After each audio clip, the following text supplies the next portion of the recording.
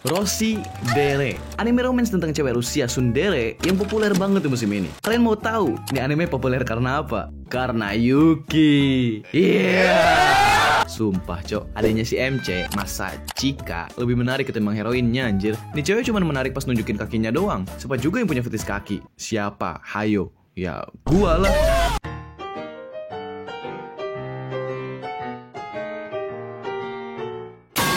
Jadi pendapat orang-orang tentang anime itu beragam ya. Ada yang ngerasa anime itu bagus karena Alia cantik banget dan pengen diinjek-injek sama kikinya dia. Bukan gua. Atau ada yang lebih suka sama Yuki karena ya dia karakternya emang lebih menarik ketimbang Alia. Tapi kalau gue, ya suka sih suka. Tapi ada satu hal yang bikin gue gak mood nonton anime ini, yaitu cewek culun yang satu ini cuy. Jangan salah paham dulu, gue bukan anime Miami yang suka mancing emosi kalian para wibu gara-gara hina anime kesukaan kalian. Atau Eno Bening yang suka review anime terus ngejelek-jelekin tapi kagak nonton sampai habis. Fuck you no. Di video ini, gue cuma bakalan nyebutin hal-hal yang gue suka dan gak suka tentang anime ini. Anime ini nyeritain tentang murid pindahan dari Rusia yang populer di sekolahnya karena dia cantik dan sering nolak cowok sok ganteng yang ngegodain dia dengan cara yang sedingin mungkin. Panggilan dia itu Alia. Tapi anehnya, dia malah suka sama wibu yang suka begadang cuma buat nonton anime sama ngegacha. Panggil aja dia MC atau Masachika. Alia ini suka banget ngomong pakai bahasa Rusia tiap dia ngungkapin perasaan dia. Dia kalem aja gitu kan, tiap ngomong sesuatu yang bikin malu gitu. Pakai senyum-senyum segala lagi. Soalnya dia mikir kalau dia pakai bahasa Rusia gak ada yang bakalan ngerti apa yang dia omongin. Kayak manggil MC imut atau apa gitu. Tapi dia salah. Si MC ternyata malah ngerti bahasa Rusia dan sengaja gak ngasih tahu si Alia. Karena kalau dikasih tahu, si Alia bakalan mati garing anjing. Si Masachika ini bisa bahasa Rusia gara-gara dia kenal sama cewek Rusia pas dia masih kecil. Tapi sekarang malah kagak inget orang itu siapa. Si Masachika juga kayaknya nggak wibu-wibu amat. Dia ternyata orangnya tuh bertanggung jawab dan bisa diandelin. Dia juga punya masa lalu yang kelihatannya tuh di luar nalar gitu. Soalnya dia punya teman masa kecil yang namanya Yuki. Mereka pernah kerja sama waktu SMP buat jadi ketua OSIS bareng. Dan karena mereka kelihatannya tuh akrab banget, si Alia langsung cemburu. Tapi ternyata doksilinya Yuki ini sebenarnya adalah adeknya si Masachika anjir. Karena suatu alasan mereka nggak bisa sampai ketahuan kalau mereka itu sebenarnya adik kakak. Dan katanya si Masachika ini dulunya pernah disebut sebagai anak jenius.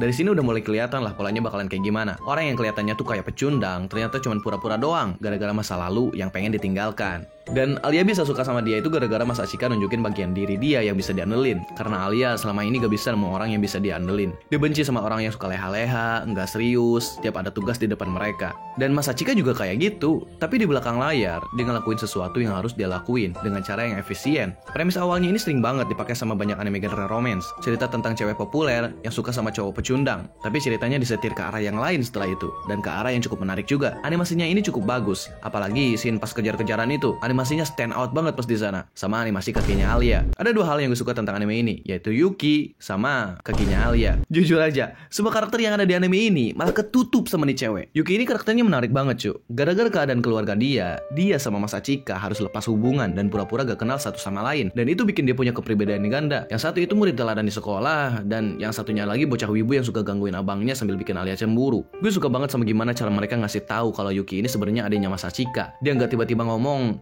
"Aku ini adikmu," atau gimana lah. Tapi mereka ngobrol pakai alur cerita romance, kayak ngobrol tentang kenapa ini heroinnya nggak nyadar kalau lawannya selama ini ternyata adik kakak. Mereka ngobrolnya kayak gitu karena mereka sama-sama wibu. Gue nggak langsung gitu kalau mereka ini tuh sebenarnya adik kakak. Soalnya gue bingung anjir. Nih cewek kok tiba-tiba ngomongin tentang karakter sama heroin? Maksudnya apaan? Sumpah loh. Gue awalnya ngira dia itu beda orang sama yang ada di sekolah. Cuman mirip-mirip aja gitu. Soalnya dia ini muka dua anjir. Punya alter ego. Yang satu cewek teladan di sekolah yang jadi inceran cowok-cowok. Yang satunya lagi wibu akut yang suka genre incest. Beda banget gitu sikap dia di sekolah sama sikap dia pas di rumahnya. Jadi gue bingung gitu. Ini siapa anjir? Tapi intinya si Yuki ini best girl di anime ini. Dan kayaknya bukan cuman gue aja yang mikir kayak gini. Orang lain juga lebih suka sama nih cewek daripada heroin utamanya. Mungkin kita udah muak kali ya sama cewek yang ribet kayak si Alia ini. Cewek tsundere gitu. Susah ngetesinnya. Sejauh ini gue suka sama anime ini. Plotnya menarik, endingnya ganti tiap episode, karakternya juga asik. Ada Masa di sini. Gue kirain Masa and the Bear. Dia ini kayaknya teman masa kecil yang bikin Masachika pengen belajar bahasa Rusia deh. Tapi lu gimana sih bang? Dari tadi muncul-muncul mulu, bukannya lu gak suka ya? Lu gimana sih?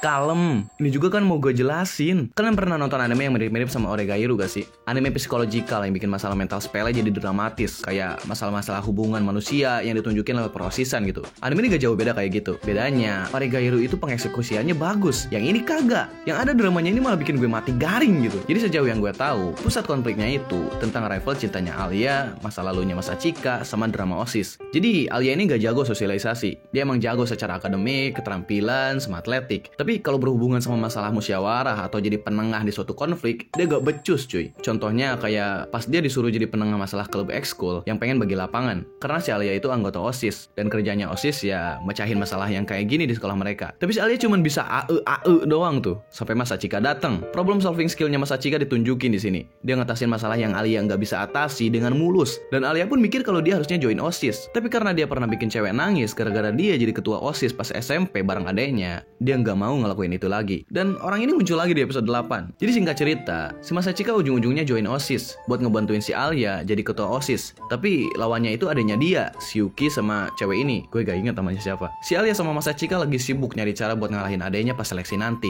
Tapi tahu-tahu nih orang datang dan nantangin si Alia buat adu debat. Debat tentang apa ya?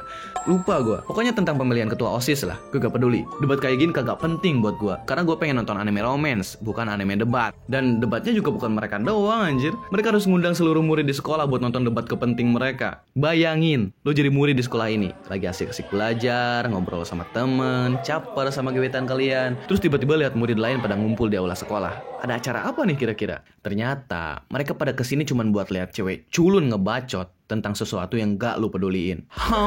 Menurut saya, ketua OSIS itu harus. Tapi anehnya murid-murid di sini kelihatannya tuh pada anteng aja gitu, sampai dibahas segala gitu kan. Nih orang pasti bakalan kalah nih. Tapi murid mana sih yang peduli sama siapa yang jadi ketua OSIS? Kalau gue ya gak peduli anjing. Apa untungnya buat gue? Iya. Gue tahu kalau gue kedengarannya kayak murid bego yang nilainya di bawah KKM. Karena emang bener.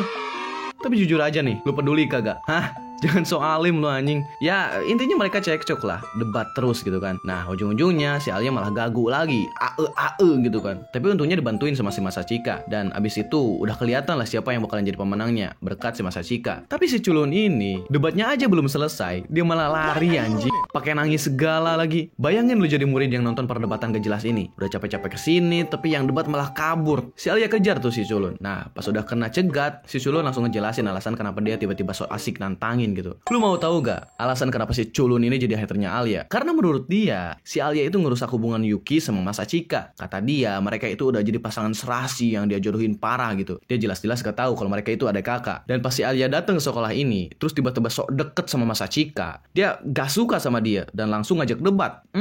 Peak Cinema. Cuman gara-gara shipnya nggak berlayar di lautan, dia sampai ngelakuin hal stol ini anjir. Murid-murid yang datang ke sini dengan sukarelanya, datang ke aula di waktu senggang mereka yang tipis, cuman dihabisin buat nonton cewek culun egois yang pengen muasin dirinya sendiri. Dan pas kalah dia malah kabur gak tahu kemana. Apa sih? Kayaknya ini cuman gua doang yang ngerasa kayak gini. Gua muak banget loh anjir. Tadi anime ini gue bandingin sama anime Oregairu, karena Oregairu juga kurang lebih kayak gini. Tiba-tiba anime psikologis hubungan antar manusia yang ada di kehidupan sekolah. Kadang Oregairu juga suka didramatisir gitu. Tapi mereka itu ngelakuinnya bener, gak kayak gini anjir. Anime ini tuh try hard banget biar jadi deep, mencoba untuk menjadi critical thinking atau open minded gitu. Tapi enggak anjing, gak ada yang kayak gitu di anime ini. Pengeksekusiannya kurang aja menurut gua gak tahu cara ngejelasinnya gimana, tapi kurang aja udah. Tapi jangan salah tangkap dulu nih ya, gue suka anime ini, tapi kadang karakter yang kayak si cewek culun ini tuh bikin muak aja gitu. Kalau gue sih maunya karakter yang sifatnya kagak logis kayak si culun ini tuh harusnya dikurangin. Alasan dia jadi hater itu gak masuk akal banget buat gue. Ini juga gak berlaku di anime ini doang. Gue yakin di anime lain juga banyak karakter yang kayak gini, dan penulisan karakter kayak gini tuh merusak banget menurut gue.